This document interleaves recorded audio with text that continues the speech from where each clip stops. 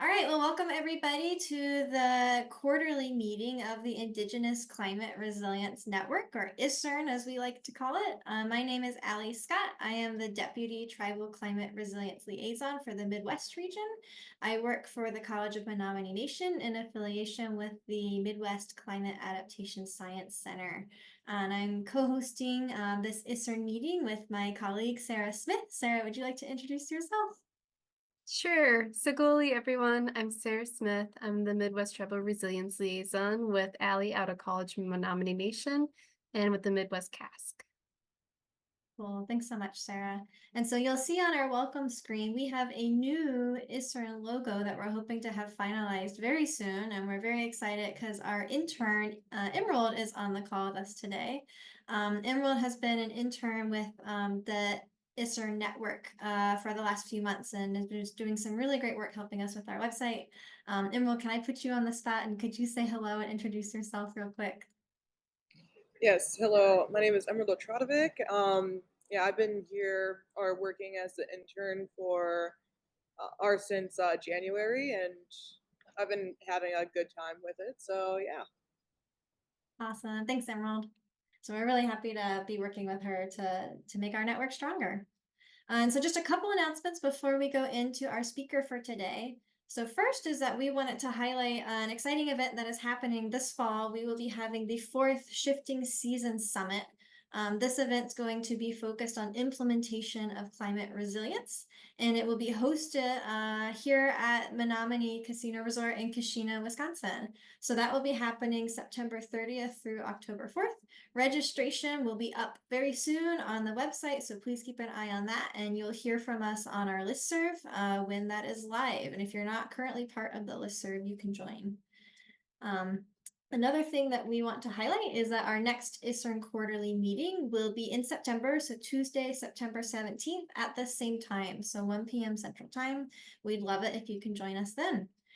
Without further ado, I am going to get ready to turn it over to today's speaker, who is Marvin Bouknight, who's a wildlife biologist with the Catawba Indian Nation. I'm going to stop screen sharing so that he can get his presentation ready. But Marvin's going to talk to us today about giant rivercane and its restoration and protection and some issues around climate change. So I'll turn it over to you. Hey guys, I'm looking to share my screen here and start this presentation. So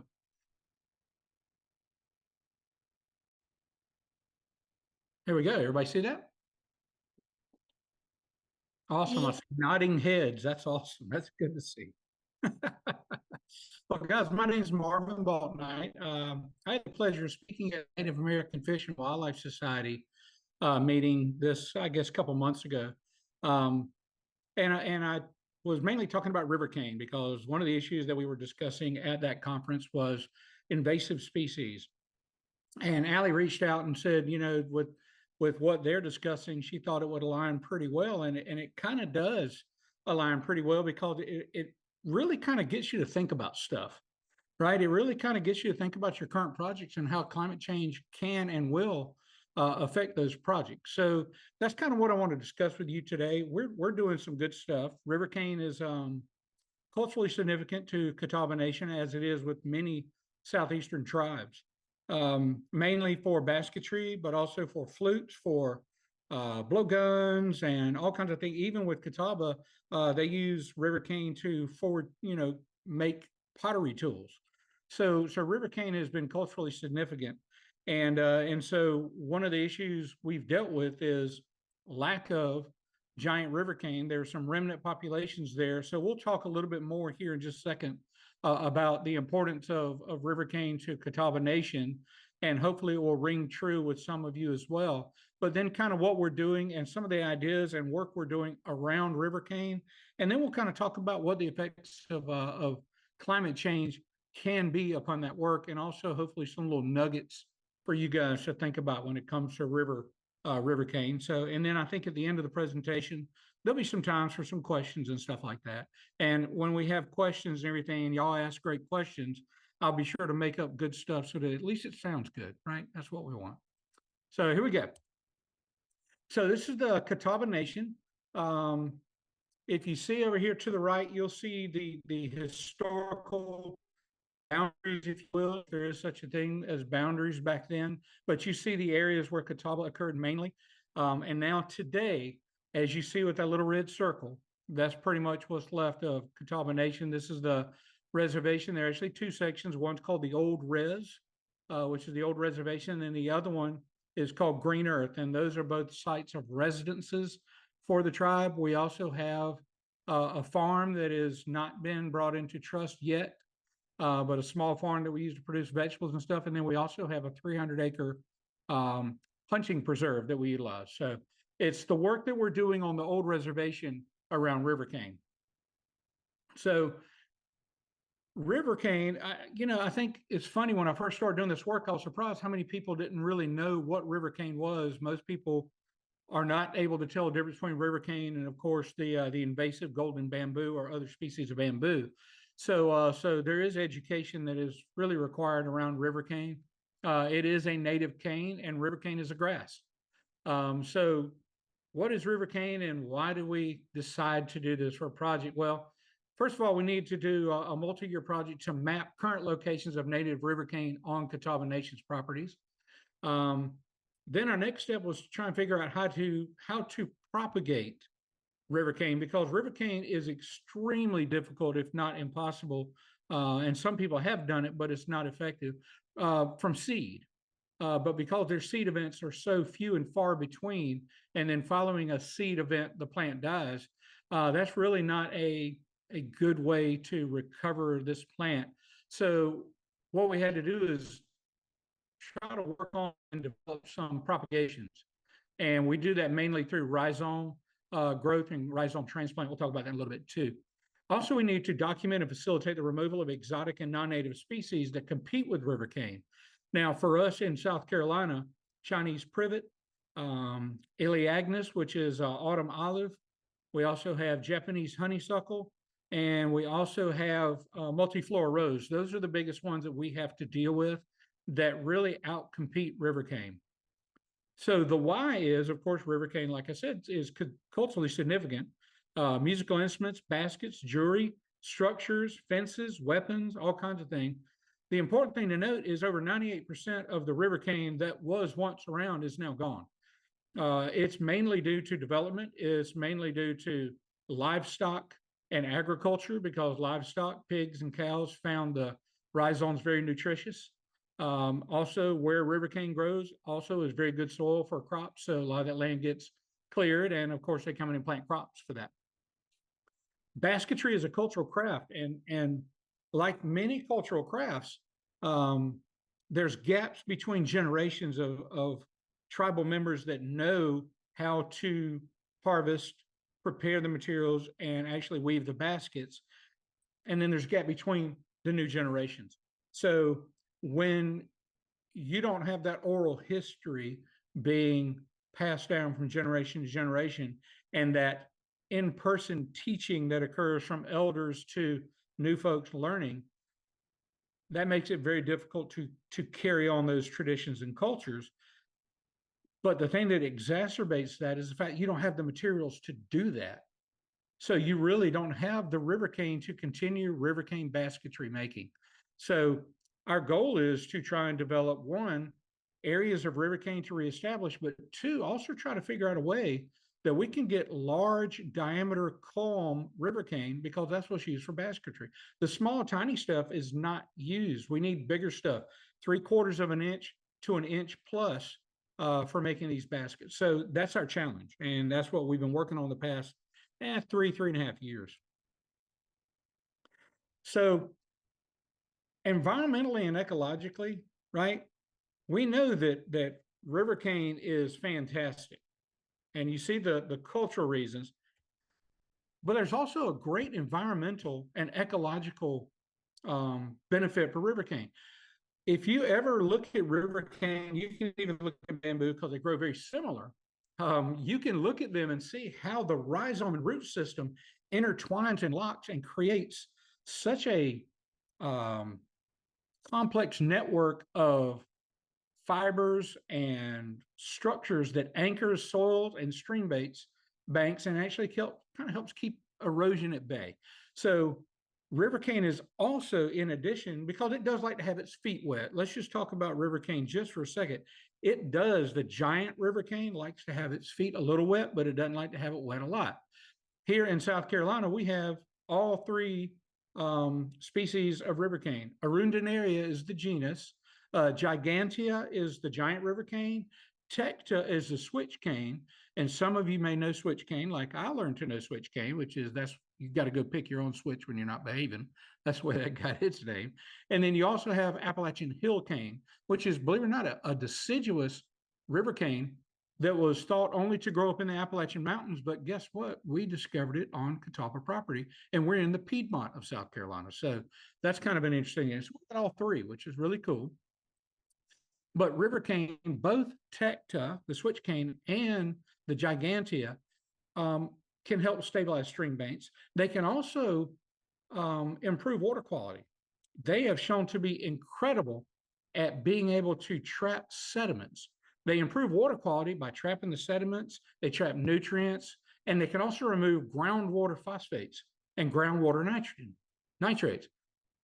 Now, erosional runoff that grabs a whole bunch of sediment and starts dumping chemical pollution as well as physical, research has shown that a 6.6 meter riparian buffer of Rivercane can reduce sediment by 100%, as opposed to a 75, 76% success for like a forested buffer. It also has been shown to be able to remove quite a bit of agricultural pollution runoff from fertilizers, also excrement from livestock, things like that. A large buffer of Rivercane can actually pull that from the water. What's really cool is I discovered this kind of by accident, but I had Rivercane and I was putting some fertilizer on the Rivercane, not natural fertilizer, but pelleted fertilizer, and the bag got a rip in it. And I mean, it dumped, guys, it had to dump that much fertilizer on that Rivercane. I thought, holy crap, it's going to burn this stuff up. It's going to kill it. That stuff shot up like crazy. I tried to remove it. You cannot over fertilize this stuff. So it really has a high tolerance for nitrogen and phosphates and removal of those from the soil and from water. It's also been proven to be able to be a good carbon sink, if you will. 5.8 metric tons of carbon and from only like a 0.17 hectare cane break. So we're looking at really environmental benefits. Ecologically, this is also habitat. This provides food, cover, protection, and nesting for a variety of animals. And I'll show you here in just a minute some of those animals. Here's some of the tools that get made. So in the middle, you can see some of the hand tools, basketry, also used for utensils. To the left, you can see the blowguns, and to the right, you can see a Rivercane flute. And I don't know, you guys can go online and probably Google it and hear some of the haunting sounds of a Rivercane flute.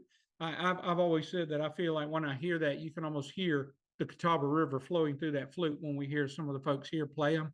But it's really, it's amazing to see that, hear that, and see these crafts. Like I said, the Rivercane patches are vital habitat, many of which, believe it or not, are either gone, extinct, or they're threatened. For example, to the left, you see Bachman's warbler. They're pretty much assumed extinct. They were very closely aligned with Rivercane, but now the Swainson's warbler, which is shown to nest in Rivercane, because of a lack of Rivercane and stuff, we're also seeing the Swainson's warbler kind of be threatened as well. But they were also habitats for like passenger pigeon, which is no longer around, eastern cougar, which have been extirpated from our area. I think what's really important to note, that little rabbit in the center, by the way, that's one of my favorites. That's a swamp rabbit. And if you want to see something really funny, go online and look up Jimmy Carter and the swamp rabbit. And it's got an interesting story about Jimmy Carter and being attacked by during his political career. And it kind of, they say the swamp rabbit here is actually what led to Jimmy Carter being defeated in his primary. But this little rabbit is also called a cane cutter. They eat river cane. So it's kind of interesting how in certain areas that population has declined, and it goes hand in hand with the decline of Rivercane. There are certain moths, butterflies are associated with Rivercane. I mean, it goes on and on. But the moral of what I'm telling you about the ecological and environmental as well as cultural is it creates an opportunity for shared goals for Rivercane restoration. You know, I always say, I don't care why Rivercane gets restored, whether it's for cultural, environmental, or ecological reasons, as long as it's getting restored. Because if it gets restored, everyone's going to feel these benefits, right? That means there's more Rivercane out there for tribes to be able to actually go and harvest themselves. It means more habitat for animals. It means more environmental protection from pollution and stuff. And that'll come into play here in a little bit when we talk about basically climate change. So that being said, here's some of our projects. So first and foremost, we had to identify existing Rivercane on the reservation. And when you identify Rivercane, you got to know how to identify it. So on the left, you'll see a diagram, and it shows basically the culm, which is between the two septums. That's called the culm. And the little septum is called a culm node. That's where the branches come out. When you look at bamboo, the branch comes out almost at a 45-degree angle. But here on the right, you see Rivercane. It stays close to the stem and then bows out. That's pretty much the easiest way to tell. Now, you can count some of the culms scarring here and stuff, and you can also see new growth. There's a way to tell that as well. I'm not going to get into that, but that's the easiest way. When you see Rivercane, you'll see these beautiful leaf sheaths that wrap around the culm, and then you'll see that tight stem that just fans out instead of coming straight out at an angle like that. That's one of the easiest ways to tell. Then we have to identify and we're tasked with removing non-native invasive species and competing vegetation. The reason I put competing vegetation in there is because it's not always non-native vegetation that competes with Rivercane. So we'll talk about that as well, but invasive species outcompete our native vegetation, including giant Rivercane.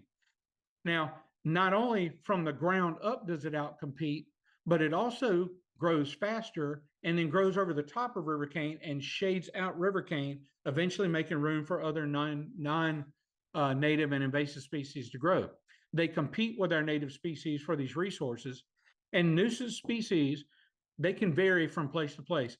What I'm dealing with in South Carolina may be completely different than what you guys may be dealing with out west, Midwest, Southwest, Northeast. I mean, everyone's got their non-native stuff they're dealing with.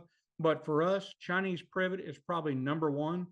So in order to get Rivercane to grow, we've had to go in and actually physically remove Chinese privet and some of these other plants, and then also thin the canopy of existing trees so enough sunlight reaches the ground to allow Rivercane to get a foothold and encourage that growth.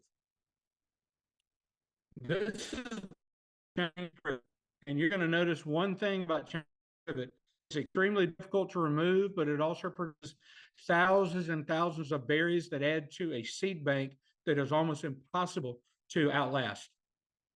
This is Chinese privet, and this is how it grows. Look how thick that is in the center picture and to the lower right. You also see all the flowers to the right, and then also all the berries that are produced. All those berries, those purple berries, are viable seeds. And the fact that they grow in a floodplain area, and anytime you get a flood, guess what happens to all those seeds? They get washed further downstream, and it just kind of continues to basically spread this invasive plant. Just a very, very noxious plant because it is extremely difficult to remove due to the way it grows. Japanese honeysuckle is another one. Japanese honeysuckle runs along the ground, climbs up Rivercane, strangles it, and then grows over the top of Rivercane, forming an umbrella and a canopy that shades out Rivercane below it. And then the sheer weight of it can just bend it over. So Japanese honeysuckle and struggle, guys, to get folks to understand why they're so bad, because I also have people come to me and go, wow, you've got all that Japanese honeysuckle. That's great. Can you harvest some for me? Because we make baskets from the honeysuckle. You know, it's just kind of, it's a challenge, you know, because I want to get rid of all of it, but folks may not want to get rid of it because it's also kind of been incorporated in basketry. Multiflora rose is another one. And the added benefit of multiflora rose is that it has really big thorns.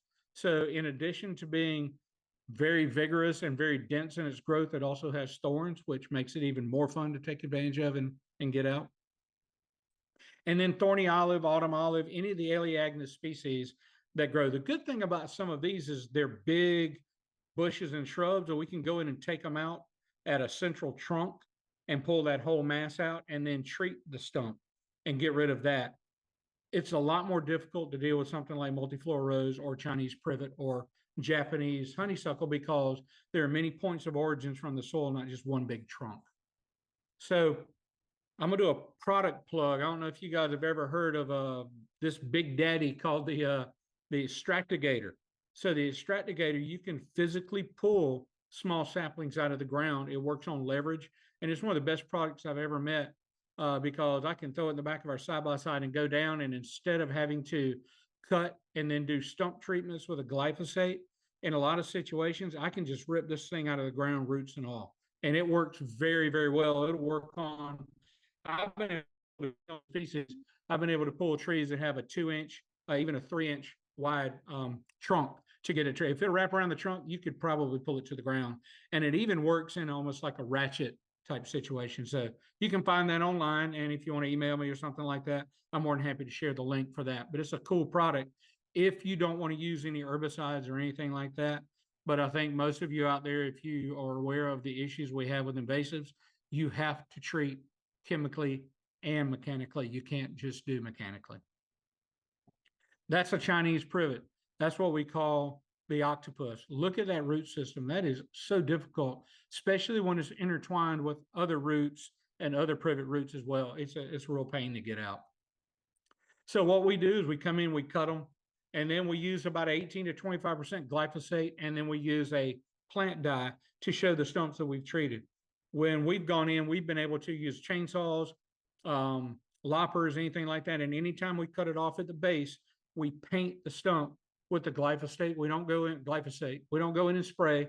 We don't do a broadcast, but there are some areas that we have to consider that, especially when you've got things like Chinese privet that you literally can't go through a 1 acre area. It will take you a month to clear a 1 acre area if you're doing it just mechanically. So, and that's it. That's what it looks like. Cut them off, spray them good, and move on to the next one. And it works good to have one person running the chainsaw and one person spraying behind you, because you don't want to go through an area and cut all these stumps off and then come back and spray the glyphosate. You want to spray that glyphosate as soon as you cut it, because if you don't, this thing exudes a sap that'll heal itself over. And when you spray the glyphosate, it's not going to be effective as it would if you cut it fresh and spray it fresh. So what we did is we came in and we cleared an area, and the pictures that you see with the red flagging, that's all the new culm growth once we cleared the privet. The privet was incredible, and we went in and we actually cut the privet, trimmed it out, treated it, and then within 3 or 4 weeks, we had 12 and 15-foot Rivercane culms busting up where there were no Rivercane culms before. There were only just 1 or 2. All of a sudden, they started going up. Okay. The other thing that we did, which was kind of interesting, is we went to areas where people had Rivercane and they didn't want it or wanted to get it away, or it was a healthy stand. We were able to go in and harvest rhizomes. So we dig the rhizomes up and we took them to raised beds and planted them in raised beds to see if we can grow them out to a certain size so we could transplant them to other locations. Or if there was an issue and we wanted to rescue the rhizomes, we could. And by raising them in a raised bed, we could stage them for a certain period of time until we could move them out into the field to relocate them and actually reestablish them. So we wanted to first try and see how that worked with basically putting them in raised beds. So here's what we saw. We saw this growth right off the bat, right? We transplanted them probably within about 3 to 4 weeks. We saw Rivercane busting up from those rhizomes. This is actually after the first growing season, and we did it outside. So based on that, we worked with USET and we got a grant to be able to purchase a greenhouse. And this is what led to this project.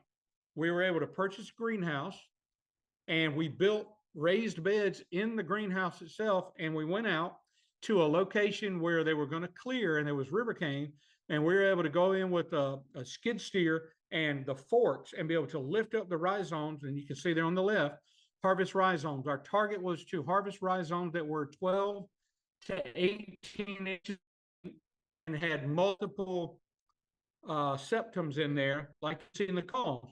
Multiple septums that also had buds. Everywhere there's a bud is a potential upright culm. So we harvested these things, and that's what I'm talking about. The lower left, that's what I'm talking about. The bud that you see right there, that the rhizome is nothing but an underground stem. It is not a root. So you see the underground stem, and you see the perpendicular roots that grow down. All this stuff growing together is what makes it extremely effective. And then you see the bucket. The bucket are all the rhizomes we harvested. We put water in the bucket. And here's the key, guys. It has to be, for us, January, February, March, and maybe the first week in April, and then it gets too warm. Once that rivercane starts growing, pretty much your survival of your rhizomes goes down completely. So we try to harvest in winter, and we can't do it in the fall because we tried that and it doesn't work really well. It has to be winter. They have to be relatively, or if not perfectly dormant. And then take them, and we go, and it's not even 24 hours before we harvest, and we put them in the soil. So this is what we did. We took all those rhizomes, we put them in a row, and then we had irrigation on them, of course, and we had the greenhouse, which got plenty of sunlight. And you can see below, some of these started popping up. And so our goal is to see kind of how this rivercane grew. Did it grow in individual culms and the culms got bigger, or did it get more dense? If the culms got bigger, that was a great discovery, because that meant, hey, we could grow out actually harvestable rivercane for crafts by doing that. If they didn't get big and all we did was triple the number of culms, that's great, because we could take it and transplant it into erosional areas or areas that we want to establish stream banks. So win-win, no matter what. We just had to see what happened. And what we found out was this rivercane that planted in there that had the right nutrients, that had plenty of water and had plenty of sunlight, the density of the culms per square meter was incredible. Look at that. That's the same box. This is the second year of growing. Look at all the culms in there. Tell me that is not perfect to take that in the wintertime. We'll pop the board ends off, come in there and harvest the soil and all, transplant that directly, either trying to create a continuous buffer, which we'll talk about in a second, or put it in areas of high erosion, like maybe there's some runoff from a parking lot. You know, maybe there's a discharge somewhere that you want to slow the roll of that water coming down, and then plant the rivercane to try to take away that energy and that dynamic erosional energy that's coming down. Slow it down. That'll do it in a heartbeat. And when I dug up some of the rhizomes, the number of rhizomes, it's incredible. So this is good stuff. We discovered some good stuff that we didn't really know about how rivercane grows.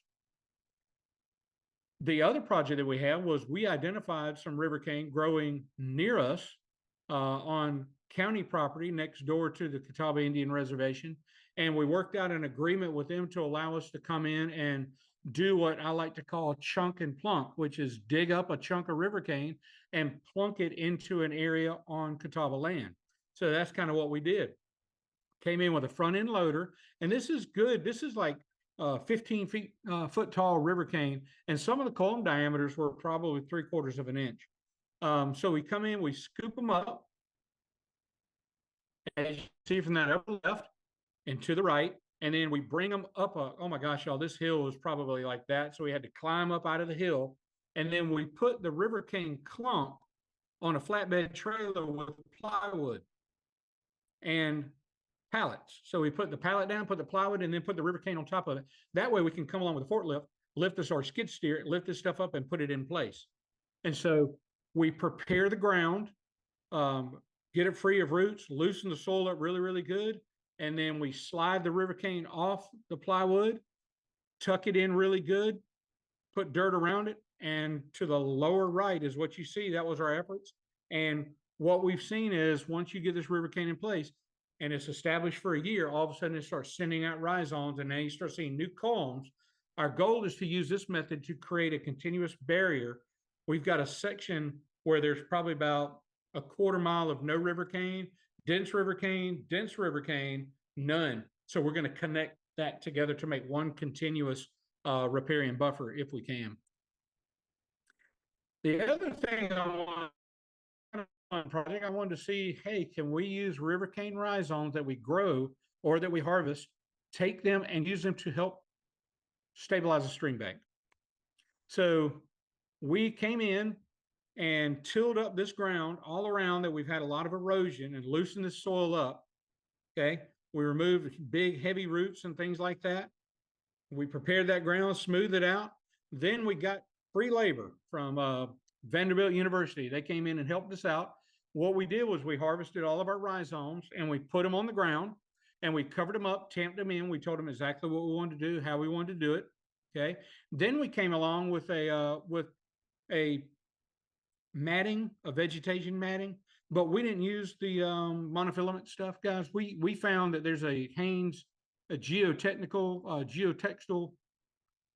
factory up the road from us, and we're able to order this weed fabric, this erosion fabric that is made of jute and has pine straw and straw in it. Or if you want something stronger, you can get it made with embedded coir fabric, coconut fibers in it as well, but it's all natural. And then we stake down with biodegradable stakes. That's what the project looked like. We covered all this stuff up in areas of higher water runoff. We staked straw bales down to slow that water down.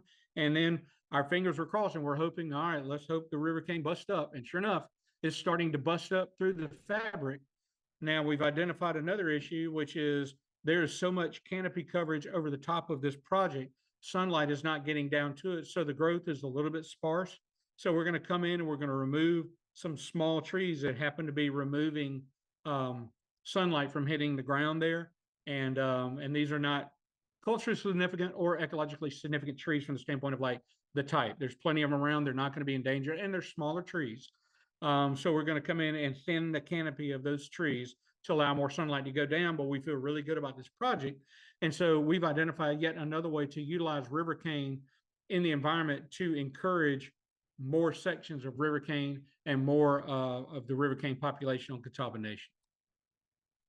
And that's what it looked like after a 2-inch rain in about 3 hours. That's what it looked like. We effectively slowed the water down. The Rivercane is starting to suck that water up. And so far, so good. It looks like a pretty successful project. So those are all the projects that we've worked on. Those are the things we're doing with Rivercane. But how is climate change affecting our work? And this is kind of where we get into some conversation a little bit. As you guys know, climate change characteristics, I mean, we're talking about sea level rise, we're talking about global temperature increase, storms and hurricanes will be more intense, depending on where you are in the country. In some areas, droughts are longer and more intense. In some areas, there's increased rainfall. As we talked a little bit before, you know, Sara and I and Allie, we were talking, some areas there's much less snowfall. So that means there's less runoff, there's less water available. So that's an issue. And then growing seasons will shift. Mainly growing seasons are going to be longer. So keeping those characteristics in mind, what does this mean from a wildlife perspective? And guys, there's so many rabbit holes, pardon the pun, when it comes to this. But my goal here is I want you guys to think about potentially what could happen with this climate change. How is this affecting wildlife? You know, I think we spend a lot of times, and Allie and Sara and I were talking about this, we spend a lot of time talking about whose fault is it and why it's happening, all this kind of stuff. We need to talk about what's gonna hurt, what's gonna help. Because believe it or not all of this climate change has a negative effect on wildlife. Some of it actually has a positive effect, but it's always been taboo to talk about that a little bit. But let's talk about some of this stuff from a wildlife perspective. Life cycles are going to be interrupted. Like pollinators, right? Pollinators, due to increased activity early in the season. I'm a beekeeper and we have honeybees, right? And we have other bees and we have other wasps and stuff. Our honeybees overwinter as a colony. When it gets warm outside, they start getting more active, right? And so they're going to need resources, but unfortunately, because nothing is blooming, these bees are coming out. They've already eaten all the honey they've stored. They're coming out trying to find nectar sources. There's none, and you get colonies collapsing. Okay. Or wasp or hornets. They have the same thing. For example, like hornets, the female starts laying eggs. She needs resources. And then these females start hatching out and they're looking to get food to support a growing colony. Well, the times are off because a lot of times the plants are triggered by photoperiod. I'm sorry, some plants bloom by photoperiod. A lot of plants are triggered by soil temperature. So if the soil temperature is warming up and these plants are starting to grow, what's that going to mean for all these different insects and stuff? Is there going to be food for them when they come out of their hibernation, brumation, whatever it is there going to be resources for them to survive? Because now the timing is off and all that stuff, right? In areas that experience less snow, a lack of snow, if you think about it, some of these pelage changes, when you think of things like ermine and snowshoe hare, you know, the photo period triggers that a lot of times. And so when they start changing, all of a sudden they're more vulnerable than they ever were, because now they're a white rabbit on a dark background.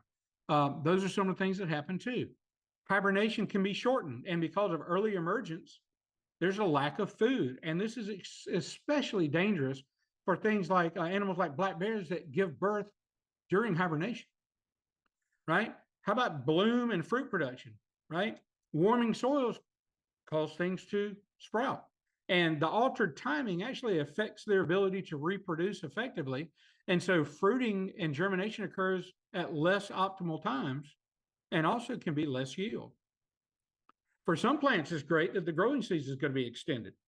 I mean, it creates optimum conditions for things to grow, but it also creates optimum conditions for things like privet, things like multiflora rose, other exotic species. And here's the thing, guys, if you think about it, when you go to Lowe's or Home Depot or something like that, you can still buy some of these plants that are considered to be invasive.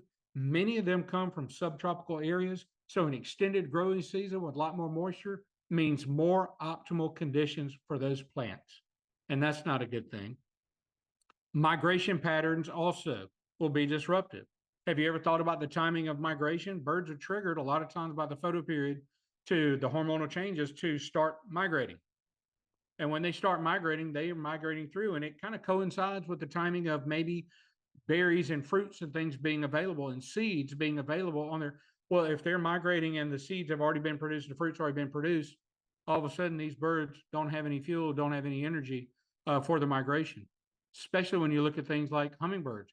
But also you look at things like red knots that migrate due to horseshoe crab eggs are being deposited. Well, maybe changes in temperature and ocean temperatures trigger the horseshoe crabs to lay eggs earlier, and the timing of when the red knots arrive, there's no food for the red knots. All things get thrown off, right? And I think a lot of times too, all this stuff that we're talking about can seriously interrupt different cycles.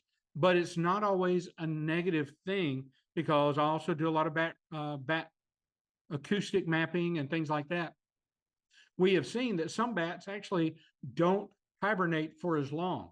So they'll come out of their hibernation early, and they've got a certain amount of resources available to them, and white nose syndrome interrupts them in their hibernation. And so they use all their fat stores too early.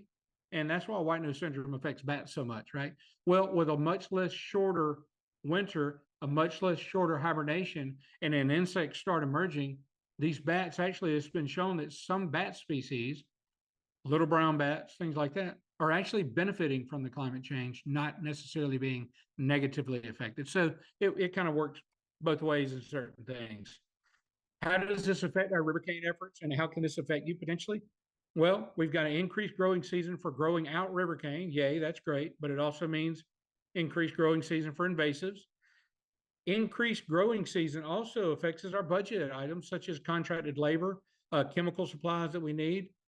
Increased soil warmth for a longer period throughout the year means we have a less of a time that we can harvest rhizomes. So that season is shortened. And then another thing is giant rivercane can withstand short periods of flooding. It can be have its feet wet and underwater for short periods of time, but longer, more consistent periods of flooding, it doesn't like. But Tecta does. That's why we see Tecta a lot of times growing closer to floodplains that flood more often than rivercane does. So what we're seeing is, rivercane is less likely to grow in certain areas, and over time, maybe Tecta starts growing, and Tecta doesn't have the diameter or the characteristics of giant rivercane that makes it beneficial for cultural use. But the work we're doing is important, guys. And the reason I say that is because with our rivercane restoration project we've been working on, you know, it actually has created an awareness and excitement, and has created a revived and renewed interest in cultural basketry by younger folks in the tribe. And they're learning about harvesting. They're learning about how you harvest, how you prepare and process the rivercane, and dyeing this rivercane to utilize for basketries. They're creating their own patterns, and they're learning how to weave these patterns and tell their stories through basketry. And this is something their ancestors would have done years ago, but there's a big gap between when rivercane baskets were produced in the past and what's being produced now. And this excitement and this renewed and invigorated interest in rivercane has actually created the first basket that has been created by a native Catawba citizen in over 100 years. And now, because of this renewed interest, they're now once again weaving baskets and creating baskets that tell the story of the Catawba people. And I think that alone in itself makes this project worthwhile. So with that, that's my presentation. I'll be glad to take any questions. Yes, we had a lot of cicadas down here, but I'll be glad to take any questions, and I'll stop sharing. Thank you so much for your presentation and for sharing so much about all that work that's going on. That is really cool to hear about, and I just love seeing those photos of how happy they were with their baskets, and what a cool thing that's coming out of this. I do want to encourage everyone that if you have any questions, feel free to put those in the chat. You can also raise your hand, and we'll call on you. And I have a couple that can get us started. So one thing that I was hoping you could touch on is you mentioned that 98% of the area where rivercane used to occur has been lost. And just since we have a group who are from a lot of different regions, not everyone's familiar with the Southeast, could you describe a little bit just the area that rivercane would have covered and the types of habitats where it would have lived? Sure. So rivercane would have grown probably all the way to Oklahoma, into the Midwest, and all the way up to roughly New York. Is kind of surprisingly absent from Pennsylvania, but it would have been all the way around the Southeast, all the way up to like the New York area, and all the way to the west in Oklahoma. Oklahoma has a good population of rivercane. They got a much healthier population, but it normally grows in the floodplains along major rivers and things like that. And as you know, unfortunately, the floodplains of major rivers also are have very rich soils, and so they get cleared. But when settlers came over, some of the famous naturalists, I don't know if you guys know about some of the famous naturalists, but they describe rivercane breaks as being thick and impenetrable, and that they would encounter rivercane thickets that were so thick that they had to circumnavigate them by 6 miles in order to get around them because they couldn't go through them. That's how vigorous and thick it used to grow. But now we only just see small remnants of areas. You'll see some good examples of rivercane in some areas, but it may be locally abundant, but it is not widespread. So we've lost, like I said, due to settlers coming in, bringing in cows and pigs, rooting up all that stuff, and then denuding it to a point where it just couldn't recover. Yeah, that's why we've lost all that rivercane. And surprisingly, it also follows a very similar path of longleaf pine. Longleaf pine, we lost about 98% of that, but the difference between longleaf pine and rivercane from a standpoint of restoration is longleaf pine has a much better marketing department than we do. And so what we're trying to do is raise awareness of the plight of rivercane and trying to encourage more folks to try and reestablish it, whether it be from an ecological, cultural, or environmental need or reason. So I hope that answered your question. Yeah, that's great. Thank you so much. Kind of a follow-up question to some of the future, I guess, of rivercane. You're talking about these restoration efforts. You touched on kind of the complicated picture that climate change presents.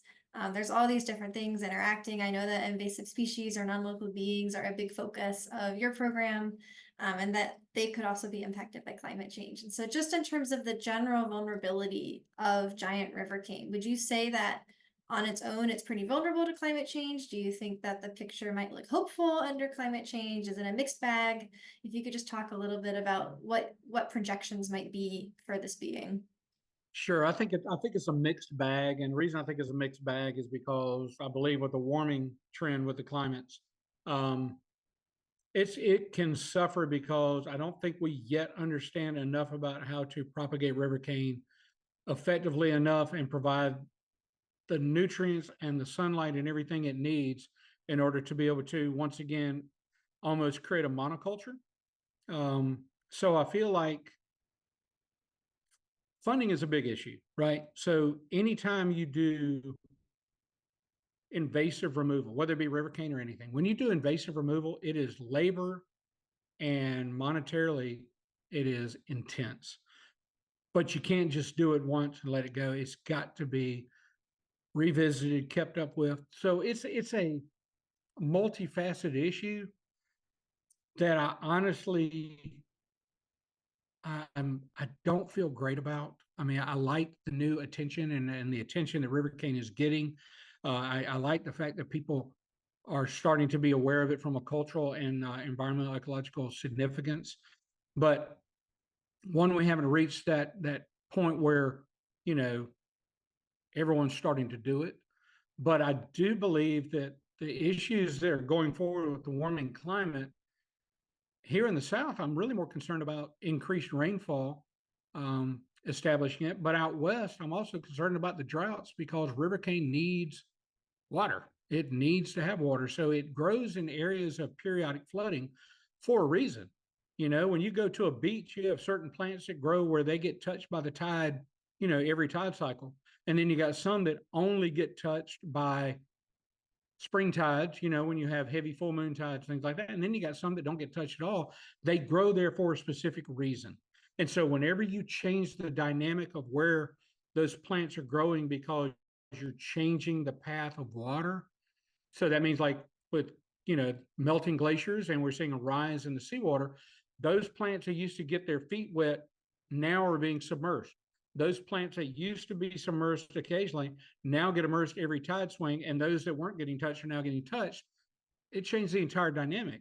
And also, when you're looking at the coast, and we're talking about a different plant, I don't want to go off on the rabbit hole, but I think it's important to understand pollution comes in many ways. Many people go, oh my gosh, the petroleum, oh gosh, the chemicals that get washed into the ocean.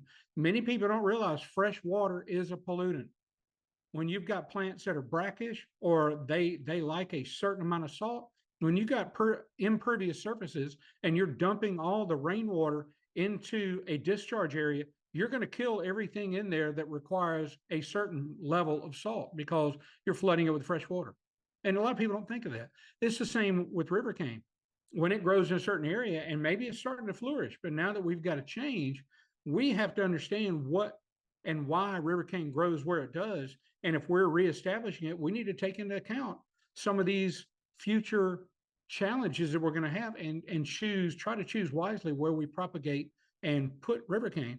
Or maybe what we do in order to preserve the cultural significance of having Rivercane is like we're trying to do, which is we're trying to find large diameter culm and rhizomes, and we're trying to transplant them to a farm where we control the conditions, where we can actually irrigate and fertilize and actually grow a sustainable population that can be harvested for cultural use while we establish those in the wild, with the eventual goal of folks being able to go out and harvest Rivercane themselves on the reservation. So that's kind of a long way around the elbow there, but that's what I got. Thank you so much. Yeah. I noticed a couple comments in the chat, and I just wanted to invite a little bit more discussion about some of these things. So Christina, I saw you had a comment that you were seeing some similar things with your honeybees that Marvin was describing. And I just wanted to invite you, if you wanted to maybe unmute and introduce yourself and maybe talk a little bit more about what you're seeing with those impacts.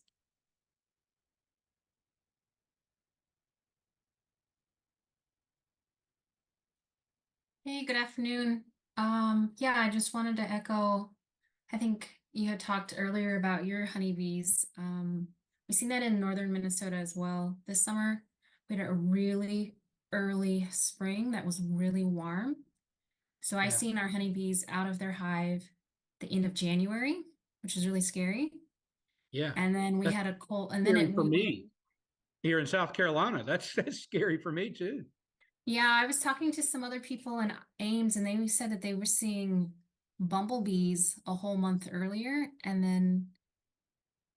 then spring finally became spring again, and we had a big cold front come in, and we lost our hive, and Wow. I just think of all the other pollinators that didn't make it this summer. Yeah, Christina, that's exactly what we're talking about, and you're seeing this in real time. Imagine 5 years from now, and not only that, but when you've got a weakened hive here in South Carolina, I'm not sure what you guys are dealing with, but here in South Carolina, that creates a weakened hive, and that just means small hive beetles, and that means wax moths just take them over. So we're seeing a losses of 25 to 50% of hives in areas that it doesn't matter how often you feed them. It doesn't matter what you do. You cannot build up the strength of these hives in the wintertime. And then when they start using these resources, they're vulnerable. I think everyone likes to look at California and go, "Oh, that's terrible what's happening out there with all their losing their pollinators because of this, and this." Man, our bees are dying simply because of climate change. There's other issues they're dealing with. Don't get me wrong, but if that's affecting a colonial insect that overwinters as a colony and has the ability to try and stay warm, how does that affect our solitary pollinators? You know, think about our squash bees. Think about our leafcutter bees. The megachilides and stuff. I mean, God, it's scary. It really is. So those are great points, Christina. Yeah, Christina, thanks so much for sharing about that. That's really interesting to hear that very similar things are happening in places as far away as Minnesota and South Carolina. So that's really interesting. Speaking of similar things happening at faraway places, I saw a comment from Ileana in the chat about those brush removers that you were talking about and how Ileana and others were using those in Oregon. And I don't know if Ileana, you'd like to turn on your camera and chat a little bit about the work that you were doing with that? Sure, I'd love to. I am out in the Midwest right now on the shores of Lake Superior, but I'm originally from Oregon and out on the, I mean, everywhere in Oregon, but where I was living out on the coast, Scotch broom is just everywhere and it'll crowd out anything else that wants to grow. It's happy along highways, it's happy deep in the forest, it's happy on the sandy shores, and it is so difficult to get rid of. Their trunks get really big and really strong at the base. And they have kind of a similar thing where their roots are just big and tangled, and their roots can choke out other plants' roots. Sure. They like fire. They're really resistant to a lot of pesticides and a lot of herbicides. So really to remove them, you got to get them at the base and get as many roots out as possible. So Yeah. we had a lot of days out gathering up volunteers, as many tribal members, tribal youth as we could, with just a bunch of those stump removers, yanking them out by the roots. I'm glad you said they worked. I was scared you were going to go. Those things suck. they really work very, very well. And look, Eliane, I think you probably know this too. There is no more pleasure than pulling that thing and feeling it give. I mean, you talk about if you've had a bad day at work, go out there and grab a Big Daddy and start ripping some stuff out. You'll feel better. I promise. Oh yeah, we used to invite for all 10 federally recognized tribes in Oregon. We had a youth camp that was just like, oh yeah, come on out, bring any cultural information or activity you want, but we're gonna, get out on the banks and the shores. We're gonna be ripping up Scotch broom. We're gonna be, playing games. We're gonna be getting physical. So we just had a week of any kid that was having, to sit home during the summer, get them out and oh yeah, get them with their hands in the two interns, and we basically said out of the two interns, whoever rips up the most privet, we'll buy them lunch. And so, boy, you talk about competing. I mean, we're talking about people sneaking over and grabbing stuff from one side and putting it in their pile. And I mean, so it like any work that you do. If you make it fun and you make it relevant, you can really do some good work. And like you said, effective and work that actually makes a difference. So, but I'm glad you're collaborating with the stump rippers. Those are awesome. Well, that is a great note to end on. I love hearing about youth being engaged in a project like that, engaging communities, and how even though we have these kind of huge problems, that there's a lot of hope moving forward with the work that we can do and all working together addressing it. So Marvin, thank you so much for your presentation today. Sure, Thank you to everybody for their comments and their engagement. This was a really great meeting, and we hope that you'll join us for our next meeting in September. So I hope you all have a great afternoon. Hey, thanks for having me, guys. Y'all have a great week and a great summer. Thank you.